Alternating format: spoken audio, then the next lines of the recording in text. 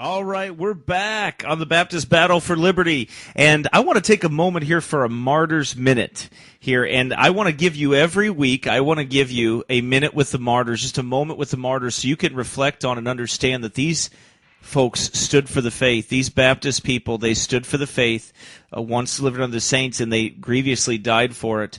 This martyr this week is Ellert Jansen.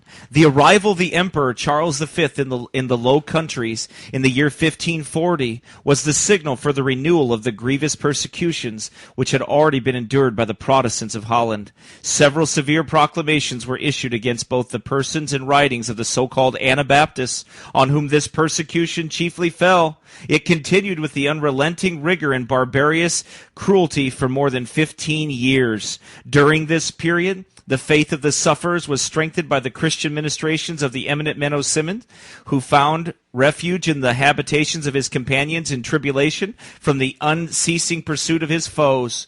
The following narratives are but specimens of the courageous piety of that age and country. In the year 1549, there lay in prison at Amsterdam, on account of religion, about 20 persons called Anabaptists, all of whom but 5 men and 3 women made their escape by help of some kind of sympathizing friends. A certain tailor named Ellert Jansen might have escaped with these his companions, but he refused, saying, "I am now so well satisfied to be offered up, and feel myself at present so happy, that I do not expect to be hereafter better prepared." He was lame in one of his legs, and thought that though he might escape, he would be easily discovered and retaken. He therefore stayed behind and was burnt at the stake on the 20th of March, 1549, with the other 4 men and 3 women, according to their sentence, for that they had suffered themselves to be rebaptized and had wrong notions of the sacraments. As he was being led to execution, he cried out, "This is the most joyful day in my whole life." And that's been a Martyr's Minute. He cried out, "This is the most joyful day in my whole life." And that's been a Martyr's Minute.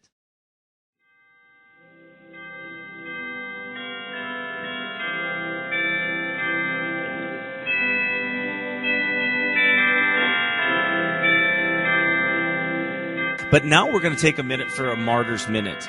I want to share this story with you here. The story of Blandina of Lyons in AD 177.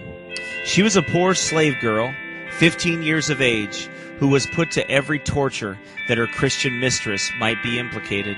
She was kept in a loathsome dungeon and brought into the amphitheater every day to see the agonies of her companions, and they were roasted as they were roasted in the iron chair, or torn to pieces by lions. Her spirit was clothed with superhuman endurance, for although racked from morning till night, so that her tormentors were obliged to relieve each other for rest, her constancy vanquished their patience, her only answer being, "I am a Christian. No wickedness is done by us." Then they took her into the circus and suspended her on a cross, within reach of the wild beasts, to frighten her fellow confessors. The multitudes howled for her life, and a lion was let loose upon the poor child, but not a quiver passed over her frame. She looked into his mouth and smiled like a queen, and the monster did not touch her. Only a century before this, the first slave girl was converted to Christ at Philippi, and now her ennobled sister cast holy defiance at the empire and serenely looked Europe in the face. Her calm soul told his great power that at last the weak were endowed with the omnipotence of the gospel. Her intrepid spirit showed for the first time how Jesus could lift a worm into the empire of a human conscience and could rebuke cruelty in the mute eloquence of love. The brightest page in the history of Rome was written that day in the beams of that child's hope. Taken down from the cross, she was removed to her dungeon, but finally brought back into the arena for execution. Her slender frame was a rare victim for the savage populace, and they gloated on her. But she flinched not, more than the angel in Gethsemane before the swords and staves of the Passover mob.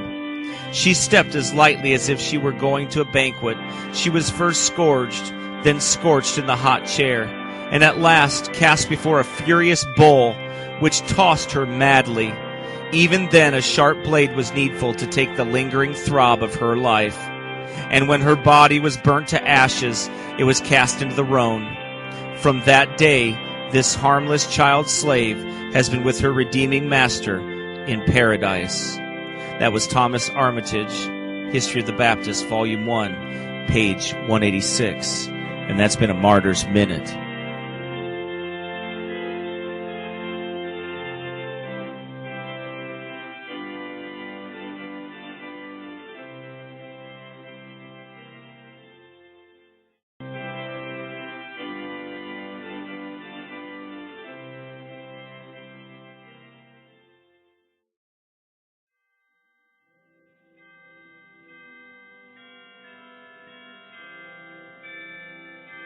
All right, now it's time for a Martyr's Minute. And this takes you, we're going to take you to 456 AD. And a man named Benjamin, a deacon of the Church of Christ, after suffering many torments for the name of the Lord Jesus, he was put to death with a knotty stick in Persia. This Benjamin was a deacon of the Christian church in Persia, who, when opportunity offered itself, also proclaimed the doctrines of the Holy Gospel to the people, at which Jeroranes, the king of Persia, took such offense that he caused him to be cast into prison, in which he remained without deliverance for 2 years. After this, a certain ambassador came to the king to transact some state business. Having heard of Benjamin and his dreary confinement, he besought the king to set him free. The king consented, yet on the condition that the prisoner should not speak to any of his magi or priests of the Christian religion or dispute with them. The ambassador promised the king in Benjamin's name that his command should be heeded. But when he came to Benjamin and admonished him to this, Benjamin answered, I do not wish to do what you have promised in my name. I cannot withhold the doctrine of the light of the gospel which I have received from God, from others, not communicating it to them, for I have learned from the gospel how severally those will be punished who bury the talent which has been given them to gain something therewith in the earth. In the meantime, the king, knowing nothing of the answers which Benjamin had returned to the ambassador, gave command to release him from his confinement.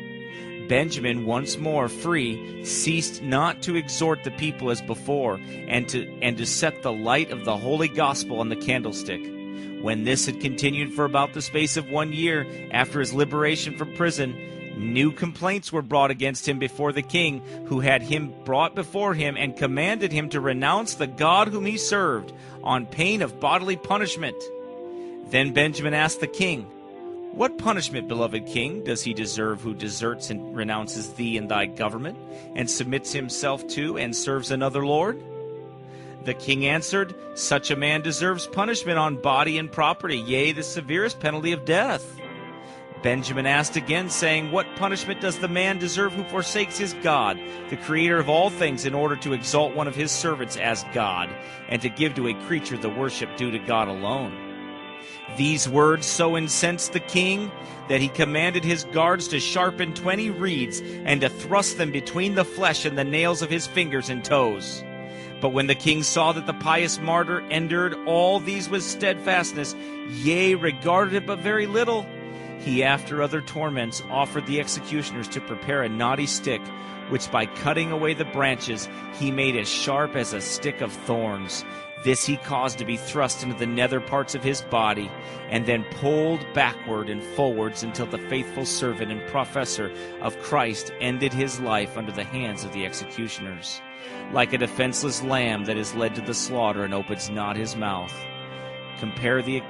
This is what happened to this man. He lost his life from the cruelty of a king, because he had no king but Jesus, and he would not submit the lordship of Christ to this wicked king.